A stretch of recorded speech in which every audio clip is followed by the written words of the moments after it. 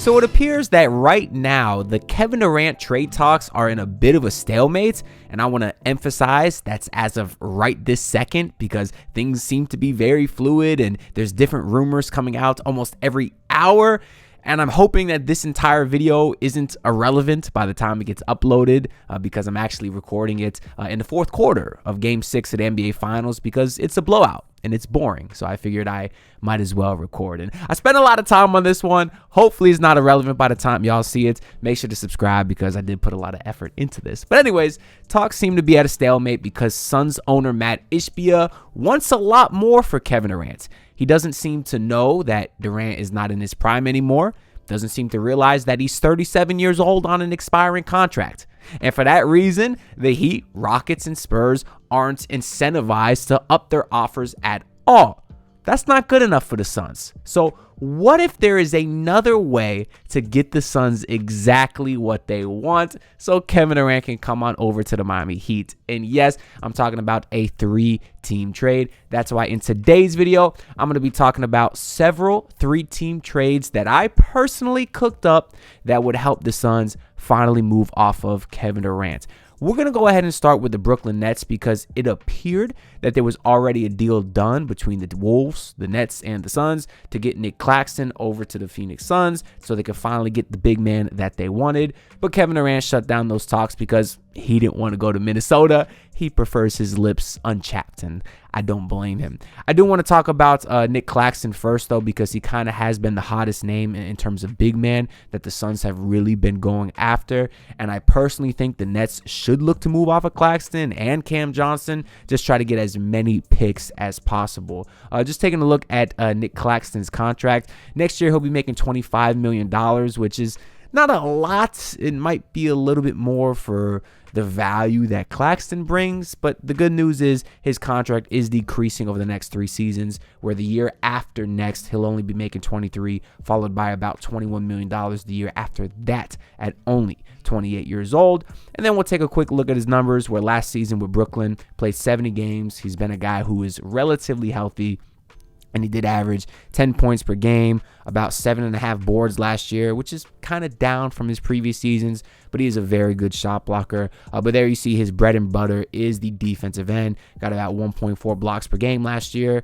Usually hovers around 2, so I think he can get kind of back up to that. And then the efficiency on the offensive end, only 56% last year, but for his career, he's a bit higher. So statistically, he had a bit of a down year, but only played 27 minutes. The Nets kind of shut down their roster towards the end of the year just because they were trying to tank. So I do look for Claxton's numbers to be back up next season if he is with a new team. Now, the trade that I cooked up is this 3-team deal in which the Miami Heat get Kevin Durant and Royce O'Neal. The Phoenix Suns get Wiggins, Claxton, a first-round pick from the Heat, and a second-round pick from the Heat. And then the Brooklyn Nets get the expiring contracts of Terry Rozier, Duncan Robinson, Oso Ighodaro, and another first-round pick from the Miami Heat. So from the Heat side of things, obviously you're getting Kevin Durant. We know what he brings to the table. Some Heat fans want him, some don't. I do, and we've talked about that at length. So we're not going to get into that a ton in this video. But as far as Royce O'Neal, I think he could be a sneaky good addition to a KD deal. He's only 31 years old, so I think he fits our timeline pretty well. He's on a great contract, only making about $10 million for the next 3 seasons, and that's great value for a guy who's been a pretty perfect 3-and-D player. Can help provide some of the things that Andrew Wiggins does because, yeah, Wiggins is a better scorer, better mid-range shooter, but we kind of looked at him as a 3-and-D player, or at least what we wish his role would be, and that's something that Royce O'Neal does pretty well too. Definitely a much better shooter than Wiggins, so in terms of spacing, I do think he's actually a little bit of a better fit there. Now, from the Phoenix Suns side of things, I think that they want a few things in a Kevin Durant deal. One, they want competitive pieces because they still want to try to compete. You still got Devin Booker. He's not going to want to sit through another rebuild. And preferably, the competitive pieces that the Suns get are pieces that fit next to Booker. Not more guards like the Raptors are trying to offer up R.J. Barrett and Emmanuel Quickly. No, why would the Suns want that? They got Devin Booker and Bradley Beal. There's only one ball. They just went through that. They would like pieces that fit better, like a big, like a wing. So that's kind of what I tried getting them in all the trades that you'll see today. And then last but not least, the Suns would definitely want salary cap relief. And they're getting those three things in this trade. The 2 win-now pieces, Wiggins and Claxton. They fit the timeline well. They're both under 30. They both fit the basketball on courts, basketball well. They don't really need the ball. They're both front court players. And then finally, they are getting a first-round pick. The Heat's 20th overall pick in this draft. This trade would allow the Suns to field a nice starting lineup of Devin Booker, Bradley Beal, Andrew Wiggins. Power forward spot's a bit of a question. Could put Ryan Dunn there. Maybe they use that number 20 pick to get a guy like Rasheer Fleming or Noah Asengay. Maybe they go crazy, get Danny Wolf or something, but then they would have Claxton at their center. Then as far as the Brooklyn Nets, they would get a bunch of expiring contracts and a first-round pick. I think that's pretty good value for Nic Claxton because although his contract is decreasing, like we discussed earlier, still not a great contract, at least not next year. I mean, he's getting paid slightly less than guys like Draymond, John Collins, and Tobias Harris, who I think are better or at least more versatile players than Claxton. But then Claxton is getting paid more than guys like Miles Bridges, Trey Murphy, Jaren Jackson, Aaron Gordon, Cam Johnson, Jared Allen. Those are all front court players that I think are definitively better than Nic Claxton. So I think if the Nets can get some expirings, get some salary cap relief and a first round pick, I do think that's something that the Nets should consider. I don't necessarily love the whole Claxton fit for the Suns. I think they might potentially want more.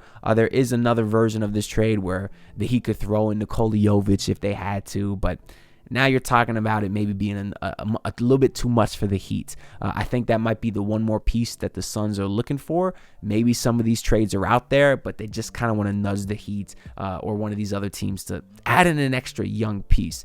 If the Heat absolutely wanted to, they could throw in Nikola Jovic and then flip like the Nets. Instead of the Suns sending out Iguodala to the Nets, they could send out like a Micic who makes a bit more money. These trades were difficult, man, because the Suns are a second apron team. So it was really hard to make a lot of these work. But for the most part, I think they're all pretty fair.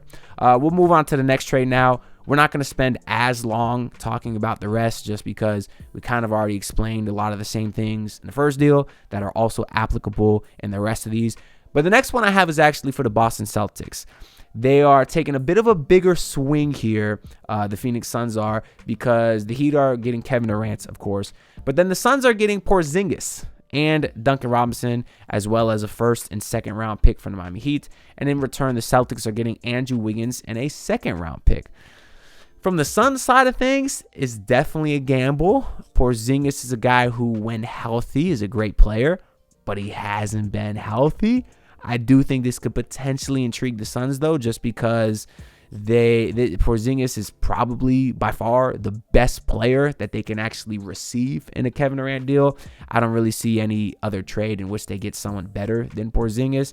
And also, if he doesn't work out, if he doesn't stay healthy, he's an expiring contract, so they still get that salary cap relief between Duncan and Porzingis. They could get about $50 million off the books by next offseason, which could be intriguing to them.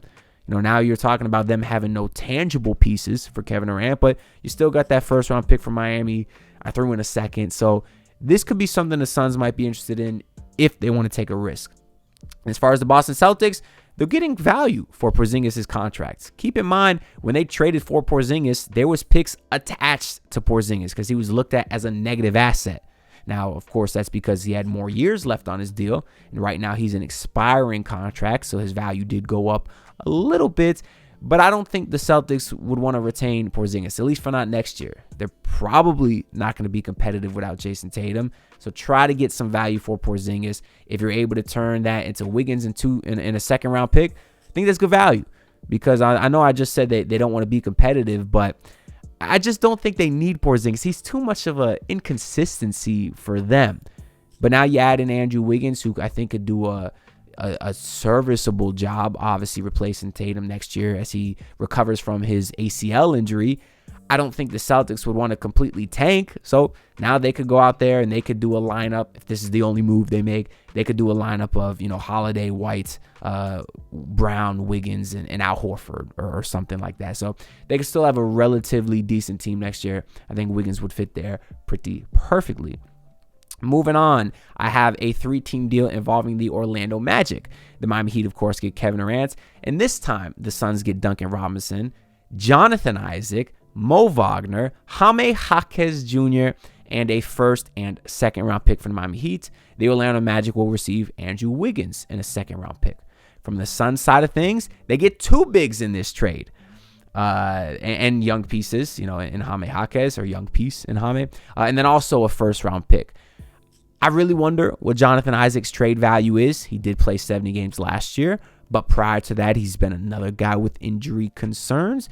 But for $15 million, that's not bad value if he plays, because when he does play, he is an elite defensive big man, and I think he's exactly someone that the Phoenix Suns can use. Not to mention that Mo Wagner was like one of the best backup bigs in the entire league. So the Suns would go from having no size to a bunch of really, really good size. I think that'd be beneficial to them. And then in addition, they are getting a couple of the young picks or young or future building assets, I guess, in Jaime Jaquez and a first round pick. So I think this is decent value for Kevin Durant.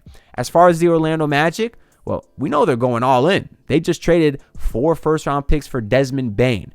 And with this trade, they're able to upgrade their roster even more without giving up any picks, because they're ready to go all in. Like, what better guy to do that with than Andrew Wiggins, a guy who has won a championship before. He has that experience and has shown that he can be an elite role player on a team that's trying to win a championship. I think Wiggins will be a great pickup for them, especially since the Magic don't have to trade any more picks to do it. Now, yeah, they're losing Isaac and Wagner, Mo Wagner, not Franz. But I think they can afford to lose some front court depth, because they would still have Goga Bitadze. They still have Wendell Carter, not to mention Franz and Paolo. This trade would allow the Magic to field a starting lineup of Jalen Suggs, Desmond Bane, Andrew Wiggins, Franz Wagner, and Paolo Banchero. Oh my God, that's nasty. I almost don't want to do this trade if I'm the Heat, because I don't think the Heat can beat that. Obviously, Jalen Suggs is elite defensively. They brought in Bane, the great scorer that they needed. Not a great defender, but you got Suggs to make up for that. And now you'd also have Wiggins to make up for that as well at the small forward spot. You got like a little defensive sandwich, defense with Suggs, offense with Bane, and then, defense with Wiggins as well. And obviously, all 3 guys can do a little bit of both, because Wiggins is still a former 20-plus point per game scorer. So I kind of think he's the best of both worlds. You could slide Paolo to the 5. I think he could absolutely do that. And Franz to the 4. I don't see any reason that starting lineup couldn't be or wouldn't be just awesome. They really have no weakness. The next trade that I have here is the Minnesota Timberwolves. Yes, the Timberwolves are involved in the Kevin Durant trade, but they're not the ones landing KD, as the Miami Heat would get KD and Royce O'Neal once again. The Suns would get Rudy Gobert, Terry Rozier, a first and second round pick from the Miami Heat, and then the Timberwolves would get Andrew Wiggins and Micic from the Suns.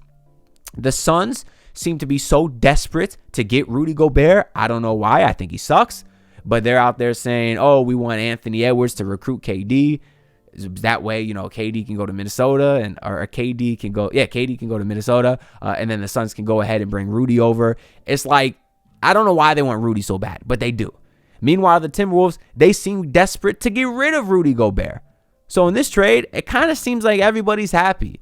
I actually think Wiggins is a much better fit for the Timberwolves than Rudy Gobert, because the lineup they had last year, the front court of Jaden McDaniels, Julius Randle, and Rudy Gobert, we all kind of knew that would suck. Obviously, they went to the conference finals, but they did go to the conference finals, right? I think they did play OKC. But the shooting of that front court it sucks, right? It's really bad. Or wait, was that Denver in the conference finals this year? I don't remember. Y'all can fact check me. But anyways, the shooting sucks. That's the overall point. So now you're kind of able to slide McDaniels at the 4, put Julius Randle at the 5, and then you put Wiggins at the 3. And I just think from a spacing perspective, that's a much better lineup. You could have Conley and Anthony Edwards at the 1 and 2. I think that lineup is very, very solid. Not to mention, they also got Naz Reid, who has a $15 million player option. He's probably going to decline. They're going to look to re-up him. We know how much Naz Reid means to the city of Minnesota. That's another reason to not keep Gobert, because you're going to need to find some more minutes for Naz Reid. So I think the Wolves would be okay losing him for Andrew Wiggins. I think this is a great trade for all 3 teams. The last trade I have here is involving the Dallas Mavericks. This time, the Miami Heat will receive Kevin Durant and our boy, Caleb Martin. Should have been conference finals MVP, coming back home. Then the Phoenix Suns are getting Wiggins, Daniel Gafford, Dwight Powell, Jaime Jaquez Jr., and a first-round pick from the Miami Heat. And the Dallas Mavericks are receiving Terry Rozier and 1 first-round pick. So from the Heat side of things, you're getting KD. And I think it'd be cool to bring Caleb back home. The Heat actually did offer him a contract this past off season for more money than this. So if they're able to get him back on a lot less money, it's a dub for the Miami Heat.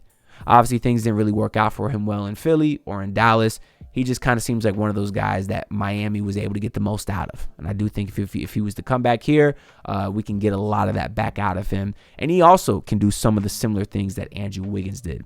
From the Suns side of things, of course, they're getting Wiggins, Jaime in the first. We talked about that. But now they're getting two big men.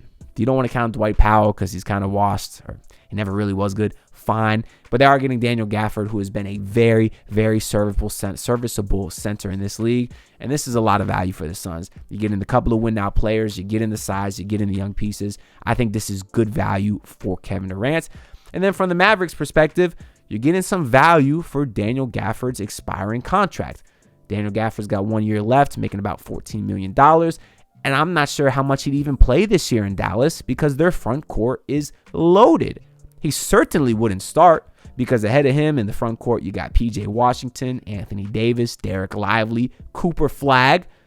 So why even keep Daniel Gafford around? He's not going to play much. I still think he has a lot of value in this league, or at least a first-round pick worthy. And in this trade, the Mavericks are getting a first-round pick for him. The salary match would be Terry Rozier. And I hate what I'm about to say. It might sound a little bit ridiculous, but maybe Terry Rozier can do a serviceable job filling in for Kyrie Irving while he recovers from his ACL injury. I know, I'm sorry. What am I comparing Terry Rozier to Kyrie Irving for? Point is, Terry Rozier was terrible last season, but it has to be an outlier how bad he was. Like, I can't fathom the drop-off that Terry Rozier had. He used to be a good player, a good scorer. You know, he was pretty shifty. He could shoot. He had some parallels in his game to Kyrie. You know, I'm not comparing the two, although I am comparing the two. But the play styles were relatively similar. And obviously, as a Mavericks team, you're going to look to compete next year. But Kyrie's going to be out till at least February. If Terry Rozier can get you 3 or 4 months, October, November, December, January, February, it'd be like 5 months. I don't know exactly when Kyrie's going to come back, but it'll be at some point, you know, in the calendar year of 26. I think they could use a guy like Terry Rozier to kind of make up some of the scoring, you know, at least for a little bit until Kyrie comes back. So I think this is a good trade for Dallas as well. But that's really all I got to say for this video. Let me know which of these 5 trades that y'all like the most. Let me know what you think is the most realistic. And as a Heat fan, you know, which one would you pull the trigger on? I'm very curious to hear what y'all think. Make sure to like the video if you enjoyed and subscribe because I'm on the grind to hit 8,000 subs. And I'll see y'all in the next video. So peace out, everyone. Look, pull up in your city trying to get that dead face. Do it on my own, I don't need no dead weight. Had to kill him off, yeah, I need a head space. You know this homegrown bitch don't offend me.